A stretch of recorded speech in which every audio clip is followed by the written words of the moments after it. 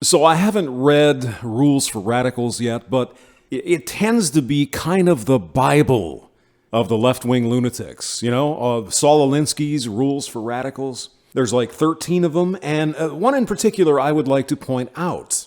Rule number 4. Make the enemy live up to its own book of rules. You see, now the leftists absolutely hate when we expect them to play by they hate it in the case of Katie Hill. I mean, if her name was Christopher Hill and this was going on, he would be toast. Just the accusation would be sufficient. He would likely be forced to resign or kicked out of Congress or whatever. Investigated, right? So I ran across this lovely little YouTube channel, The Serfs. And of course, I will put a link to it below. I mean, this is the complete package. You've got some smarmy little turd on a TV screen in the corner, and his entire video is on this Katie Hill thing, how it's the pictures and this and that, never mentioning the ethics rule investigation, the very rule that Katie Hill herself voted for with respect to having relationships with staffers. He doesn't mention the hundreds of men whose careers were ruined by merely an accusation, by a consensual affair with a subordinate. And she remembered it a little differently. Position of power. It's even said, if you're in a position of power above someone else, they cannot possibly consent to a sexual relationship because of obvious reasons. You could be fired. The man's in control, or the woman, in this case, is in control of your career. Whether you get a raise or not, whether you get a promotion or not, which department you work in, and if you even have a freaking job.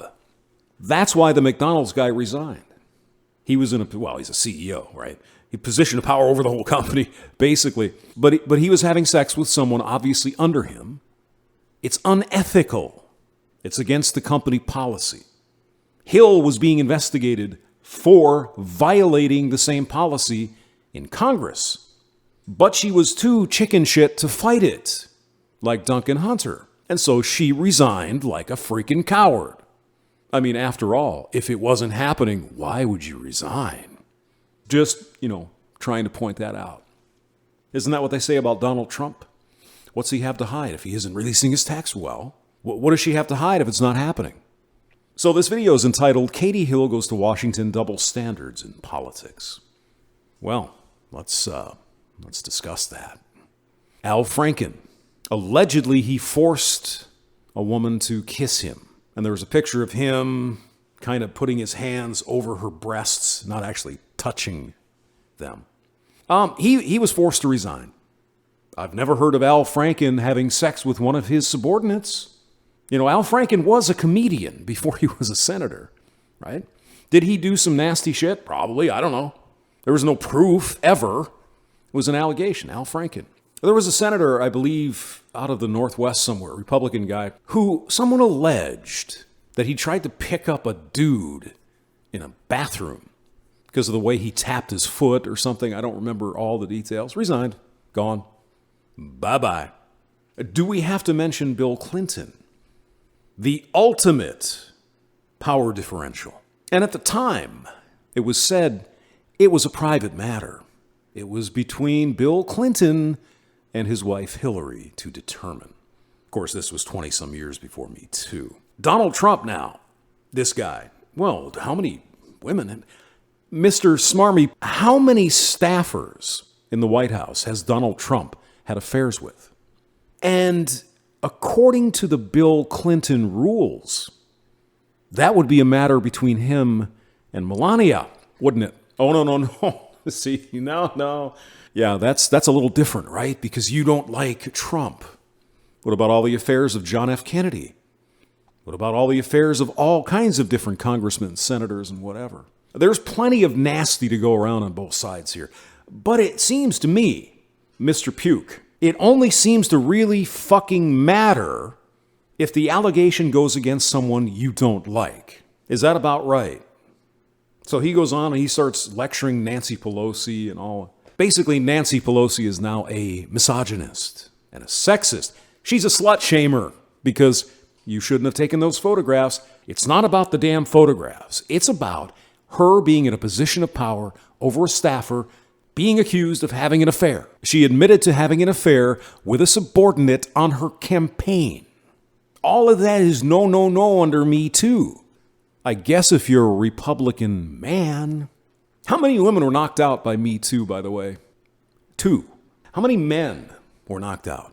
Hundreds. In many of those cases, it was merely the allegation that was sufficient to ruin a man's career. Not that there was proof, not that there was even a sexual relationship. He made me feel uncomfortable. Boom, gone. Matt Lauer was under the impression that he was having consensual sex with these worker bees under him. Did that matter?